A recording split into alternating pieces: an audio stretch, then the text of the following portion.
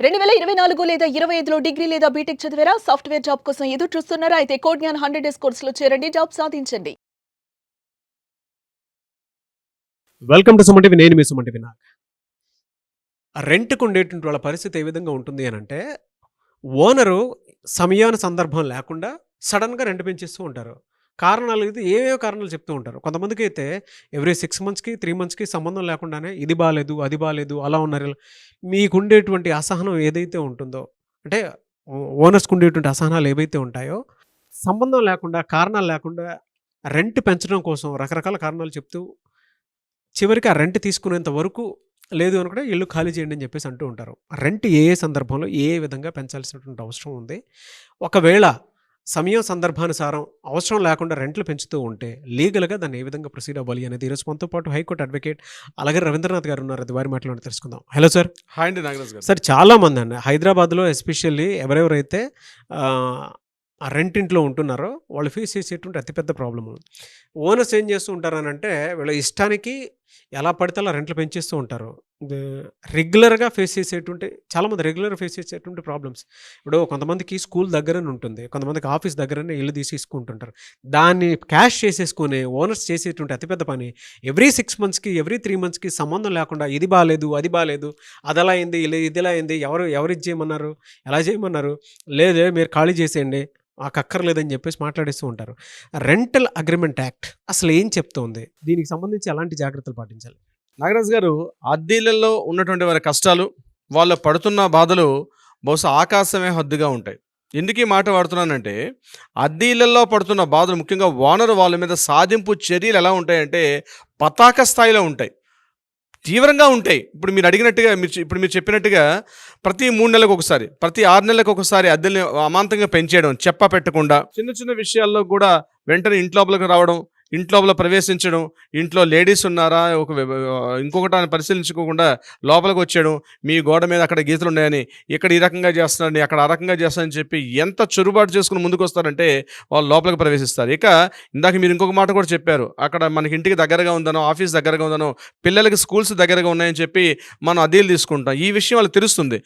వీడికి కావాలని, వీడికి అడ్వాంటేజ్గా ఇక్కడ ఉన్నాడని చెప్పి, అంటే మన అవసరాన్ని తెలుసుకొని ఇక అమాంతంగా రేట్లు పెంచేస్తుంది. నేను తప్ప ఇక్కడ గతి లేదు, ఈ ఏరియాలో ఇంత కాస్ట్ ఉంది కాబట్టి నేను తప్ప వీడికి గతి ఎవరు లేరు, నా బిల్డింగ్లో 4 ఫ్లాట్లు తప్పించి ఇక్కడ వీడికి గతి అని చెప్పి దాన్ని, అంటే మన అవసరాన్ని అడ్వాంటేజ్ తీసుకొని వాళ్ళు అనుకూలంగా మార్చేసుకుని కూడా అమాంతంగా రేట్లు పెంచేస్తూ ఉంటారు.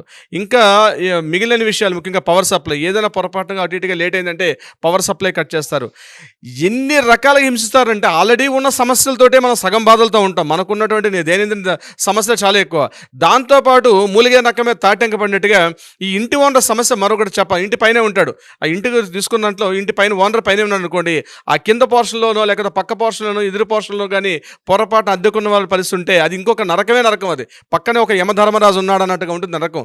చెప్పుకోలేరు. అలా అని చెప్పి కాలేజెస్ వెళ్దామంటే ఇమ్మీడియట్గా వాడు అందుబాటులో రెడీగా ఎక్కడ ఇల్లు దొరకవు, వెళ్దామంటే పరిస్థితి పోనా, రేటు చూస్తామంటే పెంచేద్దామంటే వాడు 3 నెలలకి పెంచుకుని పోతూ ఉంటారు. ఇటువంటి సందర్భాల్లో ఎలా ఈ యొక్క ఇంటి ఓనర్స్ని ఎలా ఫేస్ చేయాలి, ఈ వీడియోలో చివరిదాకా చూడగలిగితే తప్పనిసరిగా మంచి ఇన్ఫర్మేషన్ ఉంటుంది. ఇంటిలో అద్దెకున్న వాళ్ళు పడుతున్న కష్టాలకు మనం ఏ రకంగా చెక్ పెట్టచ్చు, వాళ్ళకి ఏ రకంగా సొల్యూషన్ తీసుకోవాలి, వీడియో చివరిదాకా చూస్తే డెఫినెట్గా ఉంటుంది. వీలైతే ఈ వీడియోని చాలామందికి షేర్ చేయండి. ఎప్పుడు కూడా లీగల్ మన పక్కనే ఉంటుంది, చట్టం తెలుసుకోవడం మన తప్ప చట్టాలు ఎప్పుడు కూడా తప్పు కాదు నాగరాజ్ గారు. అయితే రెంట్ కంట్రోల్ యాక్ట్ అని ఒకటి ఉంది, 1960 rent control act, lease control act, Andhra Pradesh buildings act అని చెప్పి ఒక రెంట్ కంట్రోల్ యాక్ట్ మనం రాసుకున్నాం. ఆ చట్టం ప్రకారం ఏంటంటే ఇంటి ఓనర్ ఇంటి ఎద్దుని ఎప్పట్లో పెంచాలి, ఎన్ని రోజుల్లో పెంచాలంటే ఎప్పుడు పడితే అప్పుడు పెంచడానికి, ఆయన 3 వచ్చినప్పుడల్లా పెంచడానికి అవకాశం లేదు. అట్లీస్ట్ పెంచే ముందు 3 నెలలకు ముందుగా నోటీస్ ఇవ్వాలి. గుర్తుపెట్టుకోండి, 3 మంత్స్ బిఫోర్. అద్దె పెంచుతున్నాడు అంటే 3 మంత్స్ బిఫోర్ నోటీస్ ఇవ్వాలి. అంతేనా? అంతేకాదు, ఆ నోటీసులో కూడా ఎందుకు పెంచుతున్నాడనే విషయం కూడా చెప్పాలి.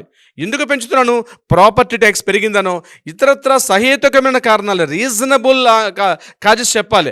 అంతేగాని అవేం చెప్పకుండా నేను ఇక్కడ ఒక సామ్రాజ్య ఛత్రపతిని, మీరందరూ అద్దెకున్న వాళ్ళ నా బానిసలు అన్నట్టుగా కొంతమంది ఓనర్స్ బిహేవ్ చేస్తారు. అట్లా కుదరని పని.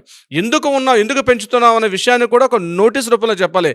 జస్ట్ ఓరల్గా చెప్పేసి నెక్స్ట్ మంత్ నుంచి రేటు పెంచేస్తున్నాం, ఇంట్రెస్ట్ పెంచేస్తున్నట్టు కుదరదు. ఇక ఇది ఒక్కొక్క రాష్ట్రానికి ఒక్కొక్క చట్టం ఉంది ఇక్కడ, అంటే ఈ దేశవ్యాప్తంగా ఒకే చట్టం ఉండదు. రెంట్ కంట్రోల్ బోర్డు యాక్ట్ అనేది దేశం అంతా కూడా ఒకటే ఏకీకృతంగా ఉన్నటువంటి ఒక చట్టం ఉండదు. ఏ రాష్ట్రానికి ఆ రాష్ట్రానికి మారిపోతుంది.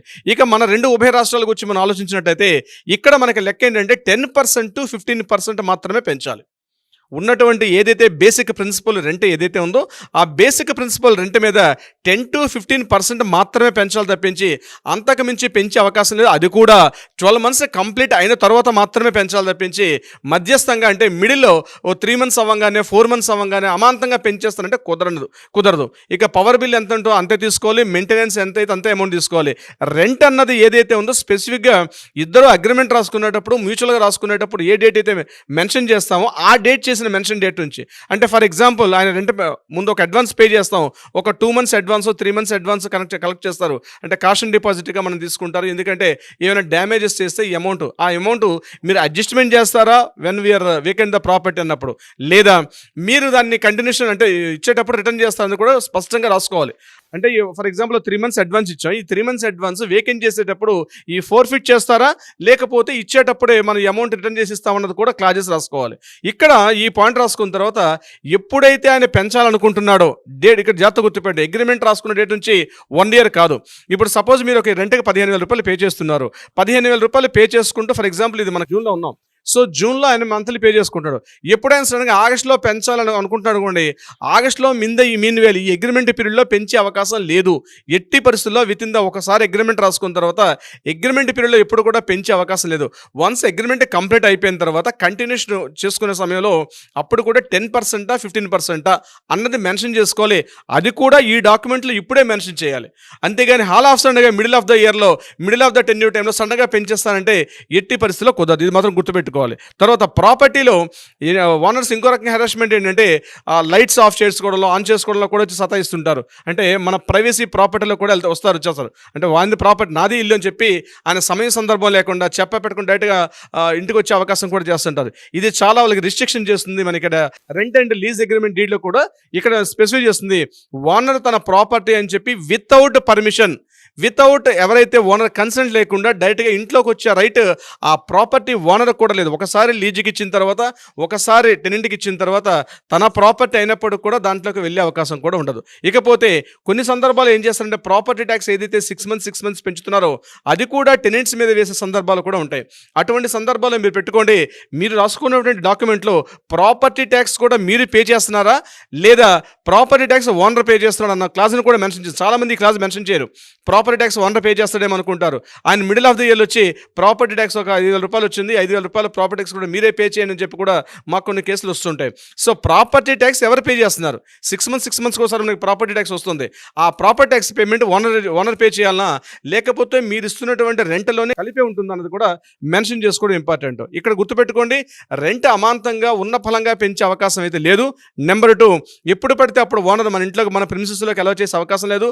నెంబర్ 3, ప్రాసెస్ ఏదైతే ఉందో ప్రాపర్టీ ట్యాక్స్ ఏదైతే ఉందో అది కూడా అమాంతంగా టెనెంట్స్ మీద వేసేయడం కాకుండా పెట్టకుండా ఏది రాసుకున్నా క్లియర్గా ఒక వ్యాలిడిటీ డాక్యుమెంట్ లీగల్గా రాసుకోవాలి, ఒక టెక్నికల్ పాయింట్లో రాసుకోవాలి. అంటే మనకు వచ్చిన పాయింట్స్ రాసుకుంటే అది డాక్యుమెంట్ అవ్వదు. లీగల్గా మన చట్టం ఏం చెప్తుందో చట్టం చెప్పినట్టుగా మనం డాక్యుమెంట్ రాసుకోవాలి. అందుకే ఇక్కడ ఒక అడ్వకేట్ అవసరం. మాకు తెలుసు కదా అని అనుకుంటే కుదరదు. అక్కడ మీకు సపోర్టింగ్ మీరు రాసుకుంటారు, వాళ్ళకి సపోర్టింగ్ వాళ్ళు రాసుకుంటారు. కాదు, మీ బోత్ సైడ్స్ కూడా ఈక్వల్గా లీగల్గా మెన్షన్ చేస్తూ కొన్ని డ్రాఫ్టింగ్ ఉంటుంది, అది చేసుకోవడం చాలా ఇంపార్టెంట్. అంతేగాని రోడ్డు పక్కన లేకపోతే రిజిస్ట్రేషన్ ఆఫీస్ దగ్గర డాక్యుమెంట్ రైటర్స్ ఉంటారు. దయచేసి డాక్యుమెంట్ రైటర్స్ దగ్గర ఒక స్టాండర్డ్ ఫార్మేట్ ఉంటుంది. ఆ డాక్యుమెంట్ ఫార్మేట్స్ మాత్రం ఎట్టి పరిస్థితుల్లో కూడా ఫాలో కండి. ఎందుకంటే మీకు మీ ఓనర్కు ఉన్నటువంటి ఒక అండర్స్టాండింగ్ మారిపోతుంది, వేరే వాళ్ళకి వేరేగా ఉంది. ఒక స్టాండర్డ్ ఫార్మేట్ ఇలానే ఉంటుంది కాబట్టి ఈ స్టాండర్డ్ ఫార్మేట్ ఇలానే ఫాలో అవ్వాలని చెప్పి ఎక్కడ కూడా ఉండదు. సో మీరు తప్పనిసరిగా ఇటువంటి ఒక ప్రాపర్టీ రెంట్కి తీసుకున్నా లీజుకి తీసుకున్నా ఏం తీసుకున్నా సరే ఒకసారి అడ్వకేట్ని కన్సల్ట్ చేయడం. అడ్వకేట్ ఆ లీగల్ టెర్మినాలజీస్ ఉంటాయి, లీగల్ డిస్కషన్స్ ఉంటాయి. ప్రతి ఈచ్ అండ్ ఎవ్రీ పాయింట్ మీరు డిస్కస్ చేస్తారు. ఇది ఫీజిబిలిటీయే కాదా, మీకు డౌట్స్ మీరు రైజ్ చేస్తారు. ఈ డౌట్స్ ప్రకారం అది లీగల్గా వ్యాలిడ్ పాయింటా కాదా అది కూడా అడ్వకేట్ చెప్తారు మీకు. అది సో మీరు ఏదైనా 100 పాయింట్లు మీరు అనుకుంటారు, అవన్నీ కూడా లీగల్గా యాక్సెప్టెన్స్ కాకపోవచ్చు, ఎందుకంటే మీ సపోర్ట్గా మీరు రాస్తారు. కాబట్టి అసలు యాక్ట్ ఏం చెప్తుంది, యాక్ట్ ప్రకారంగా బోత్ సైడ్స్ కూడా ఒక ఫార్మేట్ రాస్తారు. సో డెఫినెట్గా ఇటువంటి రెంట్స్ ఇబ్బందులు పడకుండా ఉండాలి, అద్దె ఉన్న వాళ్ళు అద్దెలు ఇబ్బంది పడకుండా ఉండాలి, అద్దెదారులు ఎవరైతే ఉంటారో వాళ్ళు ఓనర్ నుంచి ఇబ్బందులు పడకుండా ఉండాలంటే లీగల్గా సెక్షన్స్ ఉన్నాయి, అవి తెలుసుకోవడం బాధ్యత. రవీంద్రనాథ్ అడ్వకేట్ మేము ఎప్పుడూ మా లీగల్ టీం మీకే పనిచేస్తుంటుంది. ఎటువంటి లీగల్ సలహాలు కావాలనుకుంటే తప్పనిసరిగా ఎనీ టైం కూడా సపోర్ట్ చేస్తుంటాం నాగరాజు గారు. ఎనీవేస్ థ్యాంక్ యూ అండి, very good information sir.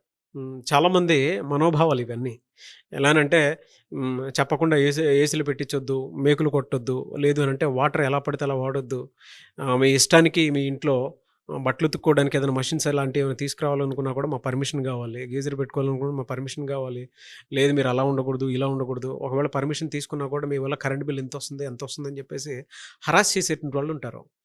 Current bill పేరు మీద కూడా రెంట్ పెంచుదాం అనుకున్నటువంటి వాళ్ళు చాలా మంది ఉంటారు. అవునండి, ట్రూ. మాకు ఇలా కాదండి, మాకు ఇలా అవ్వట్లేదండి, అలా అవ్వట్లేదండి అని చెప్పి ఎలా అంటే కొంత గ్రీడీకి వెళ్ళిపోయేటువంటి వాళ్ళు చాలా మంది ఉండే హెరాస్ చేస్తూ ఉంటారు. ఇళ్లలో ఎవరు లేని టైంలో కూడా దూరిపోయి ఇబ్బంది పెట్టేటువంటి వాళ్ళు చాలా మంది ఉంటారు. అవునండి. అటువంటి వాళ్ళు మిమ్మల్ని అప్రోచ్ అవ్వాలి అని అంటే మానసికంగా ఎవరైతే ఇవన్నీ అనుభవించుకుంటూ ఇంకా ఎక్స్ట్రీమ్ అయిపోతుంది, మా వల్ల కాదు, మేము ఇది ఖాళీ చేసే లోపు అతనికి బుద్ధి రావాలి అనుకునేటువంటి వాళ్ళు చాలామంది ఉంటారు. కాబట్టి అడుగుతున్నాను, మిమ్మల్ని అప్రోచ్ అవ్వాలంటే ప్రాసెస్ ఏంటి? తప్పనిసరిగా నాగరాజు గారు ఇటువంటి లీగల్ సమస్యలకి రవీంద్రనాథ్ అడ్వకేట్ లీగల్ టీం ఎప్పుడు కూడా అందుబాటులో ఉంటుంది. వీలైతే కింద స్క్రోల్ అవుతున్న నెంబర్ని కాంటాక్ట్ చేయండి, లేదా అట్లీస్ట్ మీ డీటెయిల్స్ని వాట్సాప్లో ఉంటే వాట్సాప్లో కంటెంట్ పంపించండి, అపాయింట్మెంట్ తీసుకోండి. మన లీగల్ టీం మీకు ఎప్పుడు కూడా అందుబాటులో ఉంటారు. కింద స్క్రోల్ అవుతున్న నెంబర్ని ఎయిదర్ కాల్ ఆర్ వాట్సాప్ చేస్తే తప్పనిసరిగా మన లీగల్ టీం వాళ్ళకి పూర్తిగా సలహా సహకారాలు ఇచ్చే ప్రయత్నం కూడా చేస్తారు Nagaraju garu. Okay, thank you sir, thank you so much Ravindranath garu. Thank you so much Nagaraju garu. Suman టీవీలో మీ పర్సనల్ అండ్ బిజినెస్ ప్రమోషన్స్ కోసం కింది నెంబర్కి కాంటాక్ట్ చేయండి.